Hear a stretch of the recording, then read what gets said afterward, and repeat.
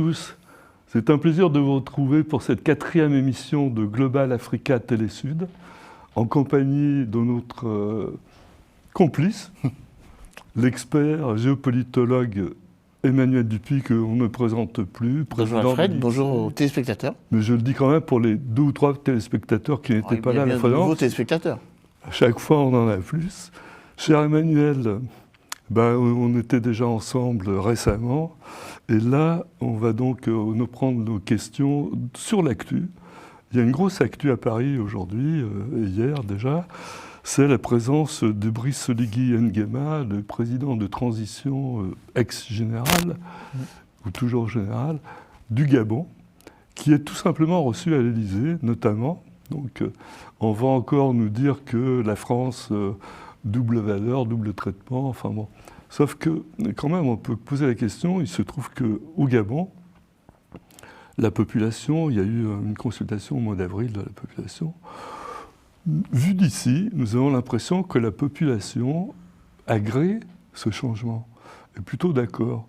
Donc, est-ce que ceci n'explique pas cela? Quelle est votre opinion? Alors, on pourrait effectivement dire, comme certains ne s'en privent pas, qu'il y a les bons putschistes et les mauvais coups d'État. En tout cas, ce qui s'est passé le 26 août, du 26 au 30 août dernier, dans les rues de Libreville notamment, confirme que finalement ce coup d'État est advenu parce qu'il y avait, et il faut toujours le rappeler, un processus politique non vertueux au regard de la constitution du Gabon et un président, Ali Bongo, qui allait exercer un 3e mandat de manière indue et vraisemblablement dans des conditions de résultat électoral peu satisfaisantes, en tout cas qui ne correspondaient pas au désir des Gabonais d'alternance après plus de 60 ans de bongoïsme, Omar et Ali.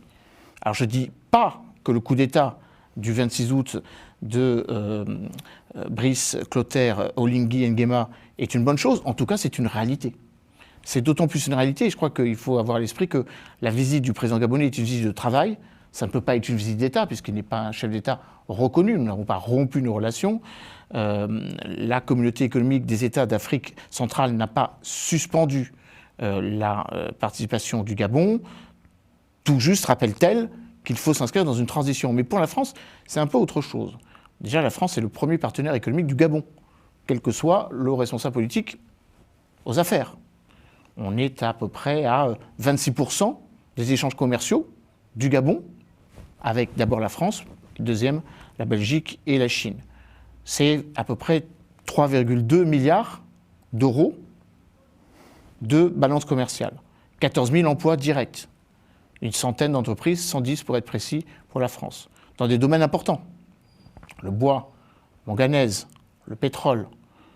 Et donc du coup, on a presque le sentiment que l'utilitarisme de la rencontre prime sur finalement la posture, selon la forme du régime politique et celui au Gabon. Tout le monde s'accorde à dire que le Gabon va s'inscrire dans une transition plus équilibrée que d'autres coups d'État, évidemment ceux des 3 pays du Sahel, le Niger, le Mali, le Burkina Faso. On pourrait aussi faire la comparaison avec la Guinée, car finalement le président Mamadou Doumbouya, lieutenant-colonel de son État, a pris le pouvoir dans les mêmes conditions que le général Nguema. Tous deux étaient présidents de la garde présidentielle et donc ont revendiqué leur action militaire pour être finalement l'outil, l'arme, le 3e tour électoral dont ont été privés les Gabonais.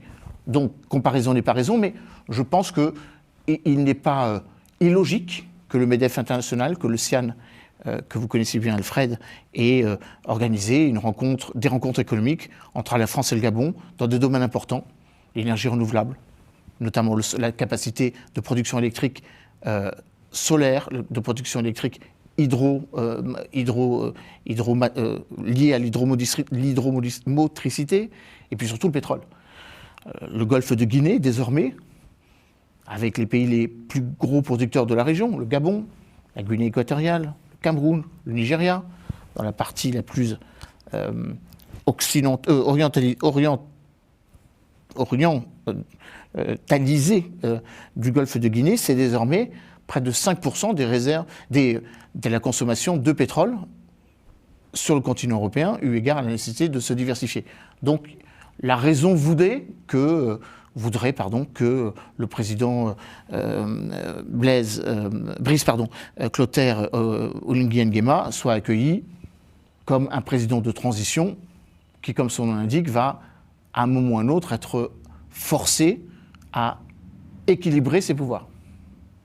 Alors, il paraît que c'est prévu pour 2025.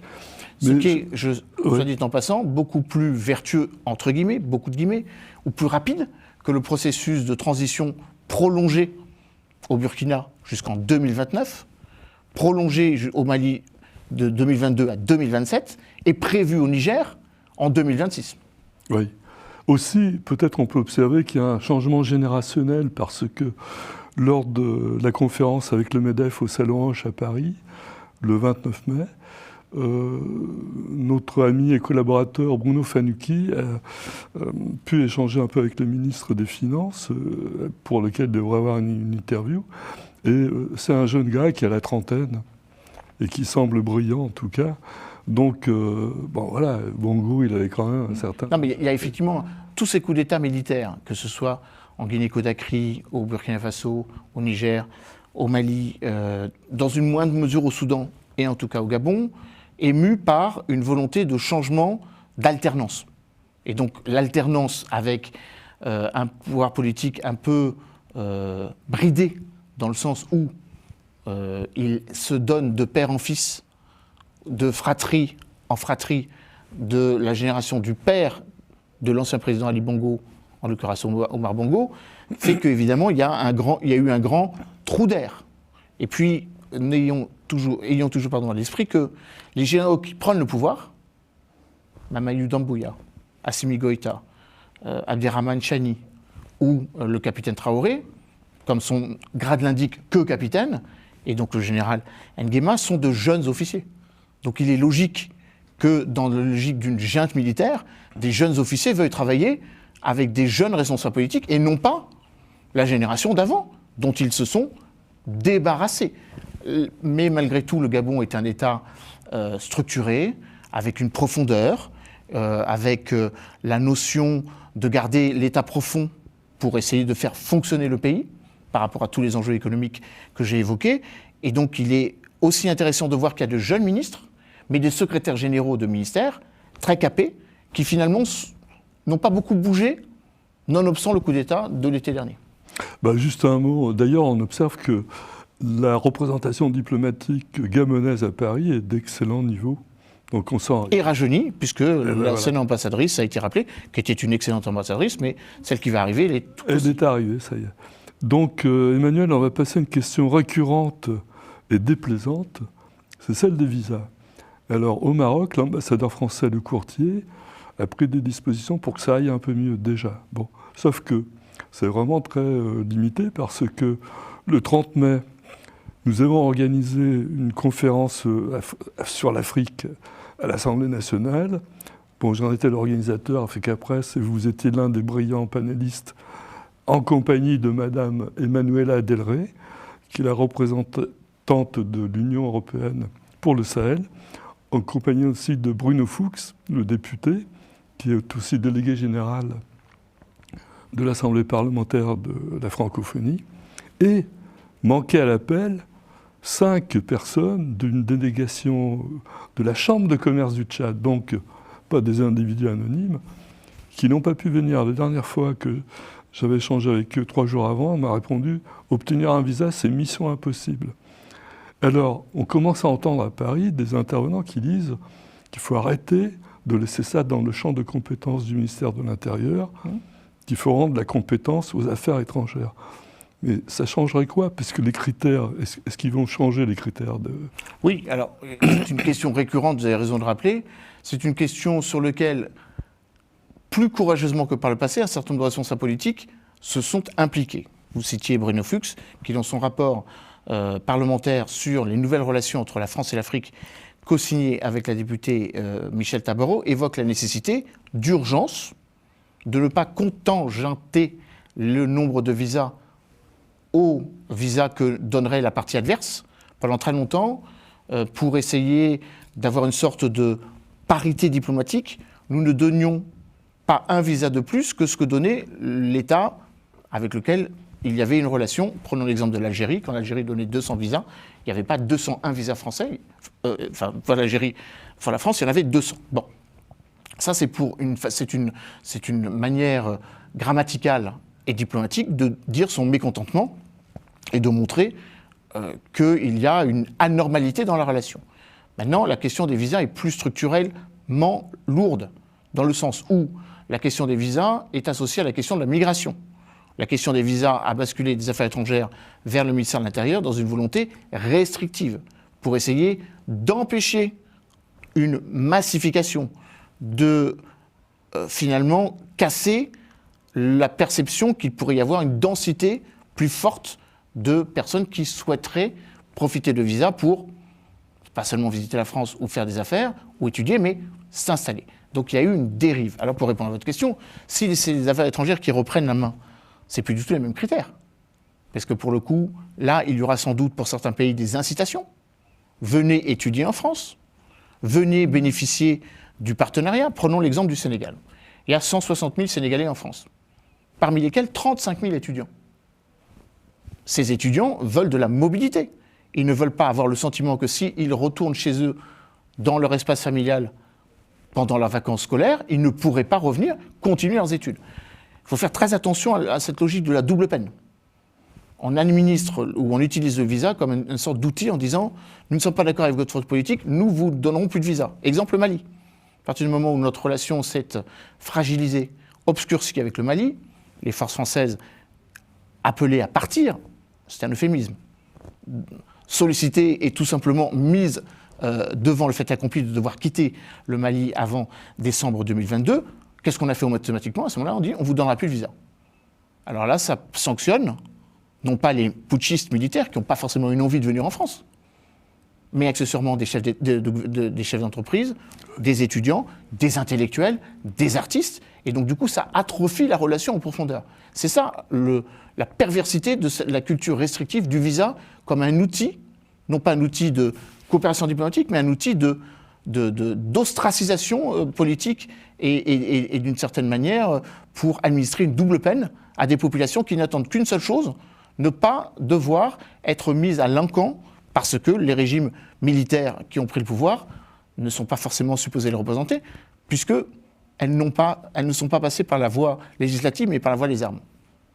Alors on va descendre plus au sud, précisément en Afrique du Sud, où il vient d'y avoir des élections, elles sont en cours. Alors Emmanuel, selon vous, quels sont les enjeux de cette élection? Il paraît qu'ils sont importants. Elles sont déterminantes. Premièrement, parce qu'on est dans une date anniversaire. En 1994, a été mis fin au système de l'apartheid, est arrivé au pouvoir Nelson Mandela, et donc une nouvelle Afrique du Sud a jailli, une sorte de deuxième indépendance. C'était plus l'Afrique du Sud sous apartheid, une Afrique du Sud ghettoisée, mais une nation arc-en-ciel qui renaissait de ses cendres, après plus déjà d'un siècle d'indépendance, mais d'une indépendance qui était dirigée par des colons, d'origine anglo-saxonne, néerlandaise, et ensuite britannique. Donc, une nouvelle Afrique du Sud a jailli. Or, cette nouvelle Afrique du Sud, un peu comme l'Algérie, comparaison n'est pas raison, est, entre guillemets, empêtrée dans la logique du parti unique. C'est bien le Congrès national africain, l'African National Congress, le parti de Nelson Mandela, le parti d'ailleurs de tous les présidents qui ont succédé à Nelson Mandela, qui est au pouvoir de manière quasi ininterrompue jusqu'à présent, et évidemment sans grande concurrence. L'enjeu de ces élections, c'est qu'il y a une concurrence. L'ANC est toujours au pouvoir, le président Cyril Ramaphosa est, ce qui veut se succéder à lui-même, bien sûr, est membre de l'ANC. Les anciens présidents qu'il a incités ou invoqués pour faire campagne, prenons-en un, Thabo Mbeki notamment, sont évidemment dans la logique où il faut préserver le pouvoir du parti ex-unique et le parti majoritaire. Or, il se trouve qu'il y a désormais des scissions. Il y a des scissions car la situation économique d'Afrique du Sud n'est pas aussi saine qu'on pourrait le penser. L'Afrique du Sud fait partie des BRICS, donc elle a intégré les BRICS en 2009, elle a d'ailleurs accueilli le dernier sommet à Johannesburg. On pourrait penser que l'Afrique du Sud est à la pleine émergence, mais avec un taux de chômage de 32%, avec des polarités énormes entre les anciens bidonvilles, les anciens townships, qui pour certains sont devenus indépendants, le Lesotho, l'ex-Swaziland, désormais appelé Eswatini. Et donc il y a une vraie polarité entre les villes, les milieux ruraux et encore une fois les communautés. Et donc cette notion arc-en-ciel, sans un vrai fédérateur, gangréné par la corruption. Thabo Mbeki est tombé parce qu'il a été accusé d'avoir indûment acheté sur des fonds publics des propriétés privées, en l'occurrence pour lui. Et donc ce phénomène a sans doute tari la parfaite probité et l'image que l'on se faisait d'un parti historique qui avait lutté pour l'indépendance africaine, le panafricanisme, et qui accessoirement avait lutté pour la démocratie avec la figure incontestable de Nelson Mandela. Mais c'était quand même il y a 30 ans. Oui, le temps passe aussi en Afrique. Et le temps passe et les hommes, malgré... C'est une banalité de le dire. Les hommes fois, perturbent un petit peu ou pervertissent le temps long. Cette belle expérience démocratique.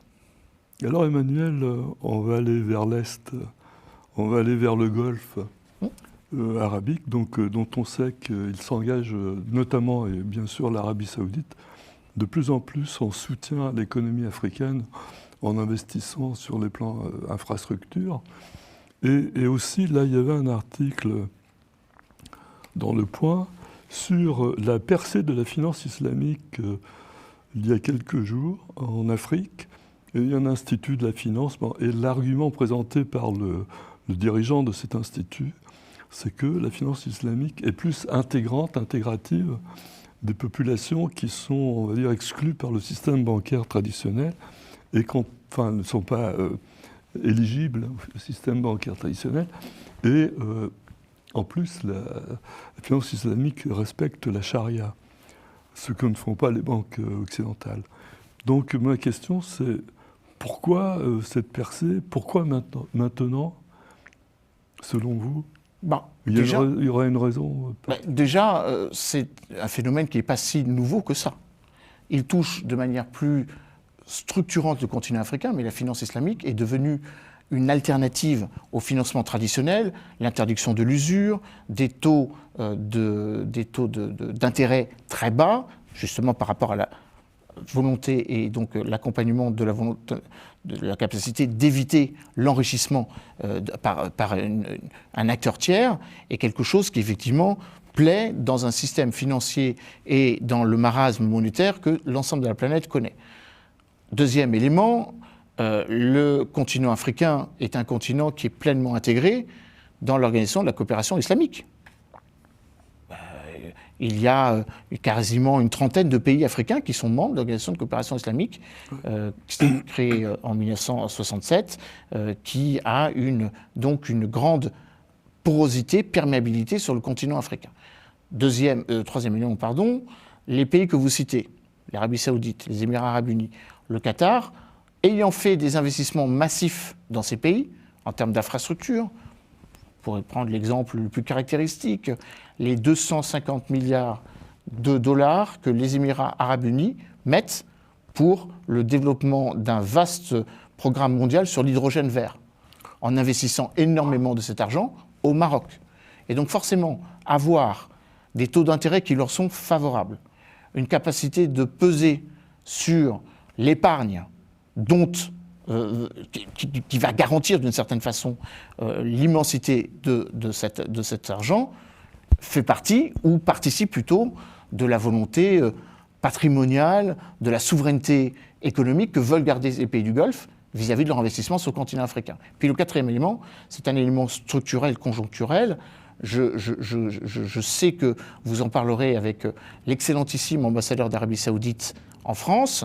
Il y a la volonté plus manifeste, plus récente aussi, d'un certain nombre de pays du Golfe à être la voix, parfois le portefeuille, ou en tout cas le partenaire d'un certain nombre de pays africains qui ont besoin d'aller chercher des financements en dehors des bailleurs de fonds traditionnels. D'ailleurs, un certain nombre de chefs d'État et de gouvernement africains récusent les fonds qui traditionnellement émanent de la Banque mondiale, du Fonds monétaire international, parfois de la Banque européenne d'investissement, pour aller chercher d'autres fonds, d'autres sources de financement. Il se trouve qu'une bonne partie des fonds d'investissement dans les pays du Golfe participent grandement à la résilience, comme on dit, c'est peut-être un mot exagéré, mais je pense qu'on peut l'utiliser à dessein ici, à la résilience structuraliste ou structurante dont a besoin le continent africain. Juste un petit mot sur... je vais quand même dire les mots pour les réalités qu'il désigne. Ce que moi j'appelle la générosité de l'Arabie Saoudite, parce qu'ils ont gagné donc l'Expo universelle de 2030. Et une des choses qui ont été dites et qui seront actées, c'est que l'Arabie Saoudite prendra à sa charge tous les frais de construction des pavillons africains des pays qui en feront la demande. Bon, il y a quand même 54 pays en Afrique. Bon. C'est pour ça qu'on peut dire que l'exposition de Riyad, d'ailleurs, parmi les 117 voix qu'a obtenues Riyad par rapport à la candidature de Busan en Corée, Kiev en Ukraine ou Rome en Italie, beaucoup venaient du continent africain. Une grande majorité des pays africains ont voté en faveur de la candidature saoudienne, qui lui rend bien, si j'ose m'exprimer ainsi, puisqu'elle va financer à hauteur de 253 millions de dollars, si mes souvenirs sont exacts, les pavillons africains que vous évoquiez. Avec l'idée donc qu'à défaut d'une exposition universelle en Afrique, c'est pas encore forcément mûr de ce point de vue, l'exposition universelle en Arabie Saoudite sera partiellement une exposition universelle afro-musulmane ou afro-arabo-musulmane, avec une logique d'horizontalité continent africain et partie occidentale du continent asiatique. Emmanuel, il nous reste 4 minutes pour une dernière petite question.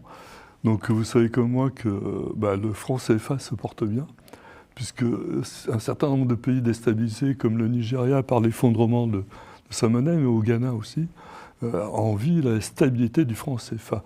Donc le débat rebondit. Depuis l'élection du nouveau président sénégalais, Faye, parce qu'il en a fait une ligne de campagne. Et parallèlement, il y a Kako Nubukpo, que l'on connaît tous, l'économiste devenu célèbre, qui a été ministre aussi, qui dit oui, c'est vrai, la France a fait sa part. Maintenant, c'est à nous de bouger. Et il dit que c'est le manque d'initiative de l'UEMOA qui devrait être à la manœuvre, qui explique ceci. Mais qu'est-ce que vous en pensez, vous, Emmanuel? Parce qu'on nous reproche encore ce truc, cette anecdote qu'on imprime la monnaie à chamadière. Mais je veux dire, ils n'ont qu'à décider de faire leur monnaie. Alors, il y a beaucoup de non-dits et beaucoup de caricatures ou de symbolisme inversé par rapport au franc CFA. Premièrement, le franc CFA, c'est le franc de l'ancienne colonie. Et donc le nom, en lui-même, invalide l'objet. Par contre, le fait qu'il y ait une monnaie commune à 8 États de l'Union économique monétaire ouest-africaine, d'ailleurs moins de 8 États, car une partie de ces 8 États sont sortis de l'UEMOA, ou plutôt ont été suspendus de l'UEMOA, car ce sont des pays putschistes, le Niger, le Mali et le Burkina Faso, ont vu dans cette monnaie une forme de stabilité de change, bloquant, limitant l'inflation, permettant une parité stable avec la monnaie, en l'occurrence autrefois le franc et désormais l'euro, et pour les économistes africains, une excellente nouvelle. Le problème, c'est qu'il y a le substrat idéologique derrière la monnaie. La monnaie, c'est la souveraineté. Et donc, la caricature de ce que vous faites de chamalière n'est pas si anecdotique que cela. Non, mais symboliquement, d'accord. Mais certain nombre de personnes disent que c'est encore, il y a toujours le fil à la patte. Or, vous avez raison, et Kako Nabuko, l'ancien ministre de la prospective du Togo, qui désormais est conseiller, commissaire à l'agriculture et à l'environnement de l'UEMOA, a raison de dire que économiquement, le CFA ne devrait pas finalement trop changer de nature, mais qu'il faille changer de nom. C'est la raison pour laquelle le président Bassirou Diomaye Faye évoque l'idée qu'il faille relancer l'éco, donc cette monnaie pour 15 pays de la CEDEAO. Qui serait commune aux 15 pays de la CEDEAO, donc on sort de l'UEMOA. Alors, là aussi, un peu de non-dit, parce que je ne suis pas certain que le Nigeria ou le Ghana ne soient prêts à ce qu'il y ait une monnaie qui vienne remplacer leur propre devise. Par contre, que la principale économie de la CEDEAO vienne concurrencer la principale économie de l'UEMOA, la principale économie de la CEDEAO, qui est le Nigeria, la principale économie de l'UEMOA, qui est la Côte d'Ivoire, là, c'est des guerres un peu picrocolines entre les deux. Le Nigeria voit d'un très mauvais œil le fait de devoir concurrencer ou devoir rémunérer en francs CFA ou en éco dans le cadre du commerce intra-africain que tout le monde appelle de ses voeux, que la zone de libre-échange continental va accélérer. Et de la même manière, la Côte d'Ivoire avait dit à peu près la même chose quand il s'agissait d'intégrer le Maroc dans la CEDEAO en disant « Attention, concurrence déloyale, je perds mon piédestal comme étant la première économie de la zone ». Donc il y a un peu de non-dit, une forme de leadership politico- ou économico-monétaire qui fleure un petit peu ou qui ressort derrière ces discussions qui sont nécessaires parce que, encore une fois, la monnaie, c'est avant tout un symbole de souveraineté. Oui, merci beaucoup Emmanuel. Ce sera pour eux une longue marche. Moi, j'ai jamais cru qu'ils feraient ça en 2 ans quand ils l'ont annoncé à l'époque. Mais donc, on se quitte pour 15 jours. On se retrouve. Vous reviendrez d'un voyage en Chine. Je reviendrai d'une semaine en Chine. Je vous raconterai ma relation avec mes étudiants africains. Avec des idées neuves, disruptives, innovantes. En tout cas, je ne garantis pas, mais enfin, je reviendrai quand même, malgré tout, pour vous raconter. C'est toujours un plaisir de vous retrouver, Emmanuel. Plaisir partagé. Merci beaucoup. Alors, pour la deuxième partie de notre émission, ce jour, nous accueillons M. Ismaël Sako, qui est président du Parti socialiste-démocrate du Mali, Parti africain socialiste-démocrate du Mali, et qui donc nous fait le plaisir de nous retrouver à Africactu.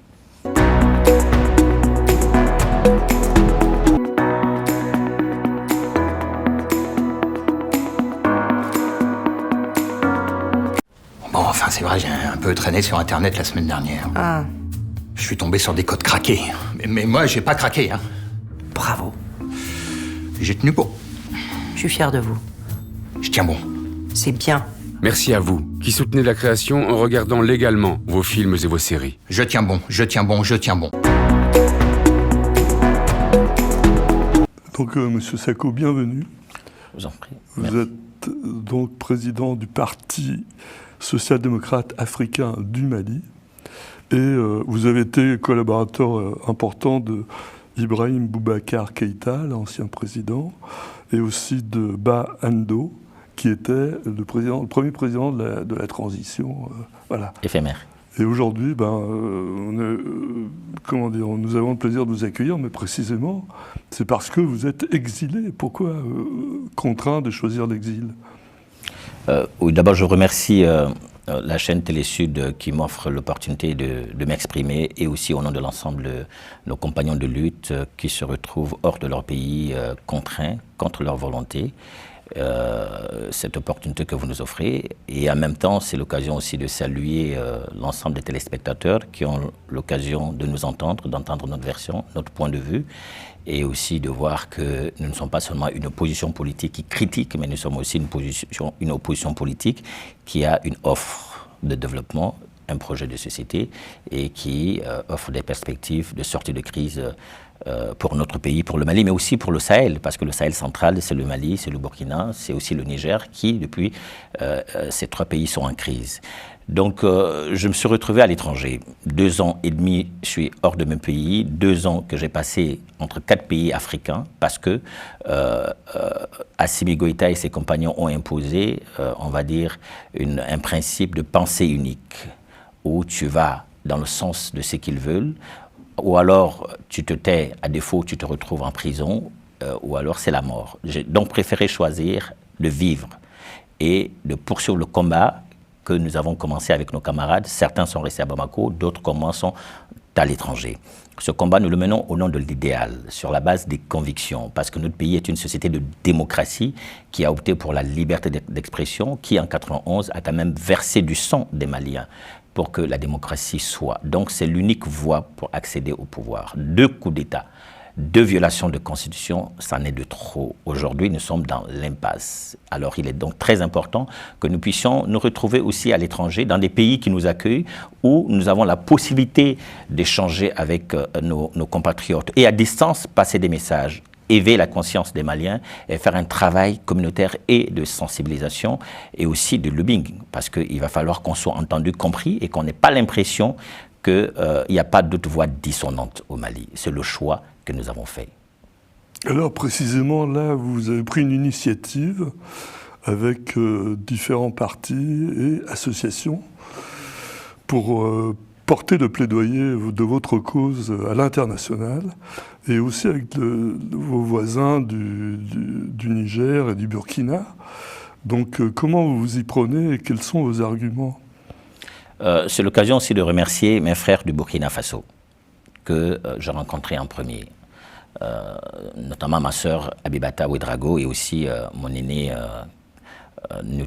Ahmed Newton Barry avec moi et nos frères du Niger, Idrissa Ouazeri, Mexon du Burkina Faso, au même titre que Maha Issoufou et Ablaye Ayatoub, avec lesquels nous avons mis sur les fonds baptismaux la coalition Sahel Démocratie, avec des Maliens qui sont dans les foyers, des Maliens originaires des villages, des Maliens de la double nationalité qui sont franco-maliens, et bien entendu, de même que les Burkinabés et les Nigériens, dans le même feeling. Pourquoi ? Parce que nous avons tout simplement compris que nos États du Sahel central, Mali, Burkina, Niger, sont pris en otage. Le peuple n'a plus la possibilité de donner son avis.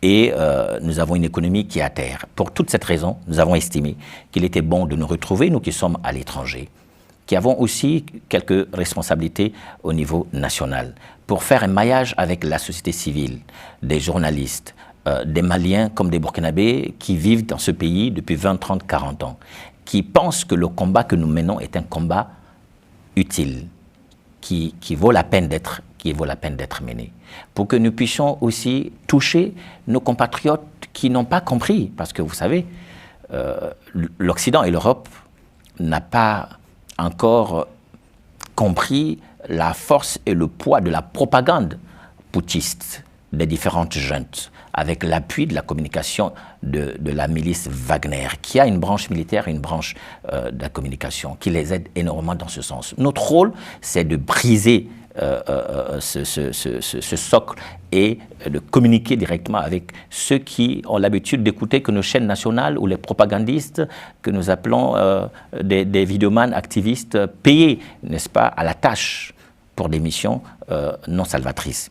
Donc c'est de rétablir la vérité, d'inverser le rapport de force. Et grâce à ces efforts, les nôtres, comme nos différents amis et partenaires avec lesquels nous travaillons, qui sont aussi sur les réseaux sociaux, des influenceurs dont je tais le nom, nous avons réussi à inverser le rapport de force sur les réseaux sociaux en matière de communication. Ça, c'est très important. Et c'est ce que l'Occident doit aussi entendre. Que de plus en plus, vous verrez qu'à Bamako, Assimi Goïta et ses compagnons, les Assimides sont de plus en plus impopulaires, mal aimés.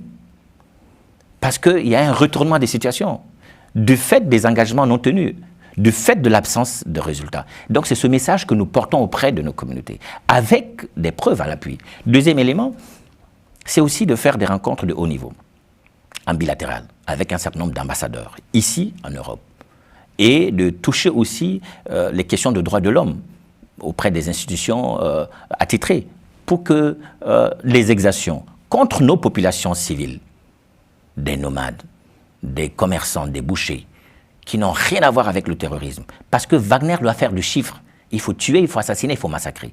Et on se rappelle aussi que le charnier de Moura est un exemple documenté. Et on sait comment le représentant spécial des Nations Unies au Mali, Alioune, a fait cette valise pour quitter Bamako. Et depuis, Bamako a promis de faire aboutir une enquête. À la date d'aujourd'hui, presque 1 an et demi après, aucun résultat de ces enquêtes. Donc il y a une mauvaise volonté des Maliens, des Assimites, du gouvernement du Mali, de fait aujourd'hui.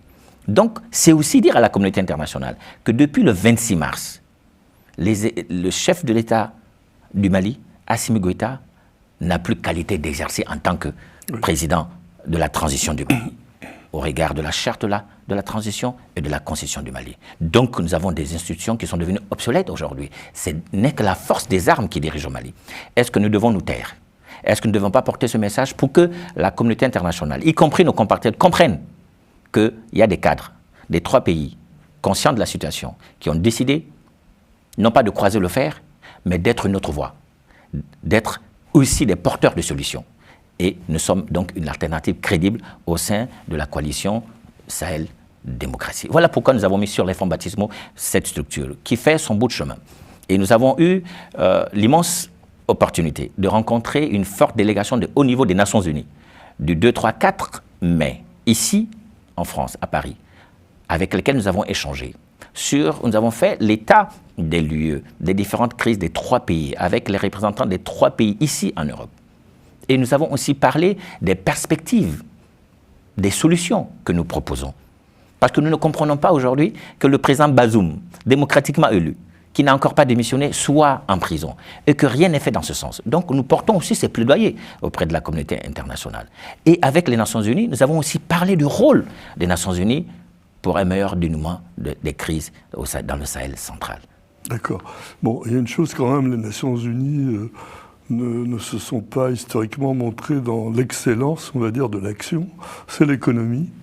Et où en êtes-vous au Mali? Parce que j'entends dire qu'il y a beaucoup de coupures de courant, d'électricité, donc les entreprises, il n'y en a pas beaucoup, mais enfin celles qui existent, ne peuvent pas travailler, donc ça génère du chômage, donc de la misère. Où est-ce que vous en êtes économiquement actuellement? La misère, la famine, la pauvreté, la soif, c'est aujourd'hui le quotidien des Maliens, et par ricochet ceux du Burkina Faso. Et à l'image aussi du Niger. Pour le cas du Mali, il est important de rappeler que la crise énergétique s'est accentuée avec une dette exponentielle, où la Côte d'Ivoire, qui est notre premier producteur d'électricité, est depuis en crise avec le Mali du fait de la volonté jusqu'au boutiste et de façon unilatérale des Assimites, dont Assimi Goïta et ses compagnons, de maintenir le flou dans la gouvernance et de vivre en autarcie, de se créer des ennemis imaginaires et inutiles, de façon irréfléchie, immature et irresponsable. Et ce qui a créé cette crise, ne pouvant pas, non pas rembourser les dettes de la Côte d'Ivoire, pointe la Côte d'Ivoire comme étant le bouc émissaire de notre crise. Faux, archi faux. Il passe à côté de la plaque. Et il ne se souvient pas que l'électricité reste quand même, on va dire, un maillon essentiel du développement. La crise énergétique, c'est aussi 6 milliards de francs CFA débloqués entre fin 2022 et 2023 par le gouvernement de Assimi Goïta pour résorber cette crise énergétique. Et cette somme s'est volatilisée. La crise énergétique, c'est 100 milliards de francs CFA sous l'ancien ministre des Mines et de l'Énergie, ces 100 milliards ont permis d'acheter un certain nombre d'équipements et à pompe accueillis par les Maliens comme étant une solution à vie. Mais finalement, ce ne fut que du bluff, rien. Et tout cet argent est parti parce que mal géré et, on va dire, la corruption, enrichissement illicite.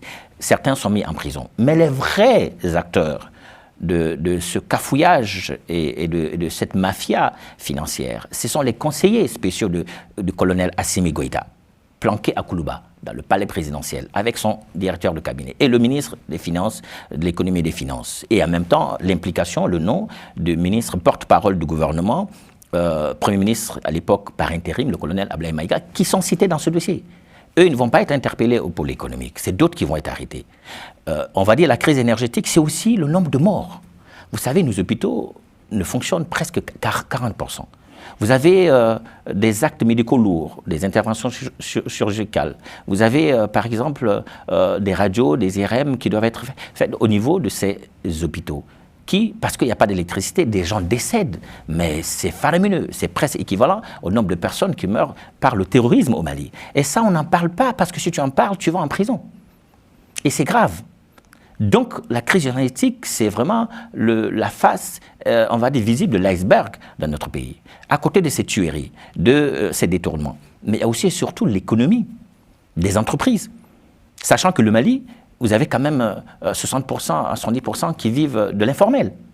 C'est le monsieur ou la dame qui vend des glaces, c'est celui qui colle des pneus, c'est le tailleur, c'est le manœuvre, c'est celui qui fait la soudure, qui vit de ça, qui n'arrive plus à faire vivre, à faire tourner sa petite entreprise, donc son économie, donc à prendre en charge les dépenses de la famille. Le Mali vit aujourd'hui dans une situation de grande précarité. Et c'est gravissime. C'est l'échec patent de la gestion chaotique de Assimi Goïta et de son équipe et de son gouvernement. C'est aussi la preuve qu'ils sont incapables de redresser le bateau Mali. Quand on fait le distinguo entre la situation de 2018, 2019, 2020 avant le coup d'État aujourd'hui, mais nous avons reculé. La dette s'amplifie. Le Mali aujourd'hui, on se rappelle, il y a juste 1 mois et demi, le gouvernement a dû faire des coupes drastiques au niveau du budget de l'État à hauteur de 30%, parce qu'ils sont incapables. D'habitude, ces coupes drastiques ont lieu vers le dernier trimestre de l'année. Et là, nous sommes au 2e semestre où tout est bloqué. Il y a certains endroits qui sont incapables de payer des salaires. C'est grave. Ce genre de problème est quasiment universel, hein. C'est pas spécifique au Mali. Je veux dire, les problèmes de dette, de budget de l'État, mais bon. Je voudrais que vous nous parliez, s'il vous plaît, de votre vision d'avenir, par exemple, qu'est-ce que vous portez comme valeur, comme programme. Par exemple, j'ai pu lire que vous souhaitez que, évidemment, les matières premières soient transformées localement, ce qui est d'ailleurs très, très consensuel aujourd'hui en Afrique. Beaucoup de pays se tournent vers cette manière de voir les choses. Aussi, alors c'est plus spécifique au Mali, vous dites que les Maliens ne profitent pas des mines d'or qui sont en abondance. Et expliquez-nous pourquoi ils n'en profitent pas et qu'est-ce que vous prévoyez pour l'avenir? Bon, d'abord, je veux dire que la crise énergétique, elle n'est pas générale partout. C'est le premier point. Je parlais de la dette. Deuxième élément, le fait que c'est devenu, on va dire, morbide, le taux de maladie aggrave du fait que l'énergie n'est plus distribuée et que nous avons le nombre de morts qui augmente. Ça, c'est rare et c'est quand même un cas malien typique. Et les entreprises qui ont finalement mis la clé sur le paillasson de façon à grande échelle et qui accroît la pauvreté malheureusement. Maintenant, pour ce qui est des ressources minières, d'abord nous sommes pour le continent le 3e producteur de l'or après effectivement l'Afrique du Sud et le Ghana. Le Mali vient en 3e position avec à peu près entre 70 et 112 tonnes d'or de l'or l'année. Ça, c'est ce qu'on arrive à voir dans les statistiques, avec à peu près 6 tonnes de l'orpaillage traditionnel, donc local. Artisanal. On peut donc dire que c'est quand même une ressource importante, stable, qui peut garantir à la fois l'économie et le développement d'un pays.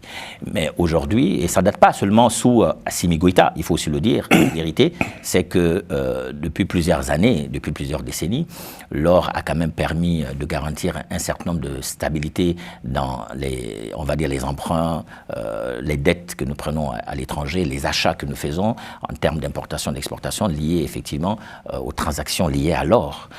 Mais depuis peu, nous comprenons que cette richesse n'est pas suffisamment valorisée au niveau local, au niveau national. Oui, il y a une volonté de créer effectivement des entreprises de nationalisation, on va dire, du business de l'or. Ça, c'est une réalité qui existe, mais elle est à l'échelle minimale, minime, inférieure. C'est une volonté politique, c'est de faire en sorte que, tous les services liés à l'or, qu'on puisse davantage les maîtriser. Et pour les maîtriser, qu'est-ce qu'il faut faire? Il faut travailler d'abord sur les routes, la construction des routes fiables, stables, pour désenclaver les zones, pour faciliter le transport, mais en même temps, localement, créer tout un environnement, un écosystème de développement local dans les zones d'extraction. C'est vrai que les patrons de ces mines, de ce qui exploitent, qui sont essentiellement, on va dire, des Canadiens, des Australiens, ou des Anglais, des Britanniques et des Sud-Africains, prennent l'engagement d'aller dans ce sens. Mais on voit que c'est très timide, parce que c'est aussi un environnement pollué, avec le cyanure ou autre chose, et malheureusement qui n'est pas valorisé, et la population, ou les zones d'extraction de ces mines s'appauvrissent davantage. Nous avons, depuis que Assimi Goïta est à la tête du Mali, une sorte d'oligarchie au sommet de l'État qui s'enrichissent davantage pendant que la population meurt de faim et de famine. Et ce tort malien est pris, est finalement envoyé à Dubaï via des jets privés, et cette transaction commerciale profite qu'à quelques individus. Et vous avez quelque part leur traditionnaire, leur paillage, où vous avez des sacs de sable, de terre, qui sont envoyés à certains hauts gradés qui profitent et qui voient comment, on va dire, extraire leur part de l'or. Donc, la population elle-même, elle trime. Donc, c'est tout cet engrenage qui fait que le Mali est dans une situation de léthargie. Et c'est cela qu'il faut éviter et créer les conditions réelles d'exploitation de ce tort, de sa valorisation, et de négocier avec les entreprises qui exploitent l'or chez nous pour qu'on puisse valoriser le quota, la part de l'État malien là-dessus, et que sa gestion soit aussi transparente. Donc, il faut auditer le secteur de l'or au Mali, ce qui n'est pas fait. À côté de l'or, vous avez le coton, qui est aussi, nous sommes aussi passés premiers producteurs de coton en Afrique à un moment donné. Oui, il y a l'Égypte qui nous donne le pion, mais maintenant il y a eu aussi le Bénin et le Burkina par moment qui nous talonnent. En 2023-2024, nous sommes aujourd'hui 3e producteur de coton, donc nous avons baissé de 2 crans. Ça veut dire que le secteur du coton malien est en difficulté.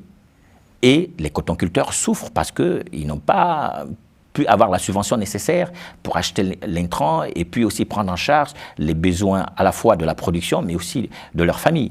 Ça, c'est quand même rarissime. C'est une crise qu'on n'a pas connue depuis les 10 dernières années. Ça veut dire que la gouvernance d'Assimi Goïta est calamiteuse. Il y a un souci à ce niveau. Alors, en termes d'options aussi, de solutions, ces cotonculteurs qui sont effectivement en coopérative de paysanne, il faut les accompagner. Il faut les accompagner et créer à la fois des pôles, parce que nous avons des zones de grande production.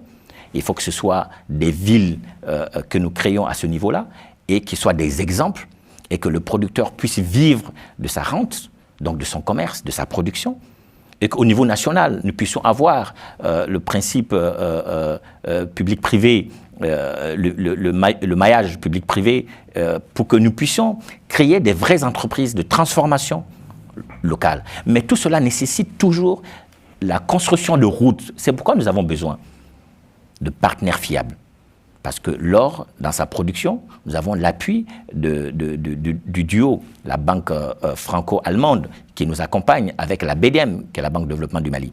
Et il est aussi important que dans la question de la transformation de ce coton malien, nous puissions avoir aussi ce type de montage financier fort, stable, qui soit viable dans la durée et qui rassure, qui amène la confiance au niveau des partenaires pour que nous puissions transformer. Parce que l'Afrique, c'est quand même 52 États. L'Afrique de l'Ouest, nous avons un certain nombre de pays, dont 16 membres de l'UMOA, 8 et 16 au niveau de la CEDEAO, qui peuvent être un marché régional fiable si nous arrivons à produire de la qualité. Et maintenant, une partie de ce coton est utilisée de façon traditionnelle. Au Burkina Faso, nous avons le Faso d'Anfani, consommé burkinabé. Au Mali, aujourd'hui, le basin est importé. Donc, nous avons une cotonnade qui est exploitée à peine à 5%. C'est largement en deçà de ce qui devait être fait. Donc, nous pensons que nos partenaires techniques et financiers doivent réfléchir et voir avec les Maliens, oui, avec le secteur privé, comment l'accompagner pour asseoir une vraie politique d'industrialisation de cette rente. Monsieur Sacco, vous êtes plaint assez récemment que la communauté internationale est aphone, qu'elle ne s'intéresse pas aux problèmes du Sahel. Et pourtant, vous venez de nous dire tout à l'heure, il y a quelques minutes, que vous avez pu travailler avec des représentants de l'ONU ici à Paris ces jours-ci. Donc, est-ce que vous êtes mieux accueillis maintenant ? Est-ce qu'on vous écoute plus qu'il y a quelque temps ? Est-ce que vous avez le sentiment de progresser pour faire valoir votre cause ? Et quelle est votre vision de la manière dont la situation pourra évoluer prochainement ? Vous savez, le plaidoyer que nous avons porté pour que nous soyons reçus aux Nations Unies déjà date de octobre 2023.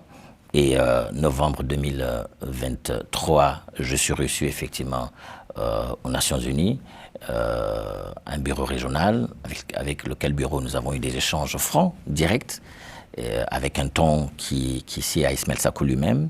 Et toujours est-il que c'est proposer des solutions de sortie de crise qui m'a conduit à aller à cette rencontre-là et à tirer la sonnette d'alarme sur, quelque part, on avait le sentiment d'une impuissance d'une communauté internationale qui a laissé faire une junte qui n'a brillé que par la brimade et par la violation de tous les droits des populations et de ses propres engagements pris par cette junte au Mali, devant les Maliens et devant la communauté internationale. Alors on ne peut pas comprendre que cette communauté internationale qui est mise à la porte, qui dit on laisse faire parce qu'il parle de souveraineté. Mais comment des putschistes qui ont violé à maintes reprises leur propre texte de la charte, d'abord la Constitution par 2 fois, leur charte, tous les textes de la République, pris par les Maliens, et qui ont caporalisé la justice, à tort, parlent de souverainisme ou de souveraineté quand elle est incapable de fournir le minimum vital à sa population. Elle n'a ni la souveraineté économique, monétaire, ni énergétique, ni alimentaire. Elle est incapable même de s'assumer elle-même en termes de paiement même d'un certain nombre de salaires à certains niveaux, au niveau des collectivités territoriales. Donc, nous pensons qu'il fallait porter ce plaidoyer. Et ça a été entendu. Donc, ça a pris son temps, de novembre à mai, quand même, presque 6 mois. Mais c'est le temps aussi des machines, des grandes institutions. Et finalement, c'était pour nous entendre. Quelles sont nos options? Et il n'y avait pas que le Mali, il y avait le Burkina, le Niger. Et il n'est pas exclu que d'autres qui sont dans d'autres pays soient aussi entendus. Maintenant, nous sommes ici en Occident. Ce plaidoyer, c'est de dire que l'Occident doit davantage être aussi à l'écoute de nouvelles dynamiques. Vous avez au Mali, lorsque le 26 mars, la junte est hors la loi, vous avez l'ensemble des partis politiques, tous confondus, qui décident de signifier la fin de la transition et qui écrivent à la Cour constitutionnelle pour constater ce vide juridique. Même si ils ont été déboutés à tort, mais c'est cette nouvelle dynamique où l'ensemble de la classe politique et des forces vives de la nation, donc y compris la société civile et les religieux, qui disent aujourd'hui il faut qu'on aille vers une nouvelle architecture institutionnelle. Donc, il parle d'une transition civile. Et c'est dans ça que la communauté internationale doit accompagner la nouvelle dynamique démocratique au Mali. Parce que les données ont changé. Merci. On est pile dans le temps imparti. Je vous en prie. Merci, M. Sako. Je vous en prie. Donc, on se donne rendez-vous au 17 juin pour la prochaine émission de Afrique Actu. Merci et bonne journée.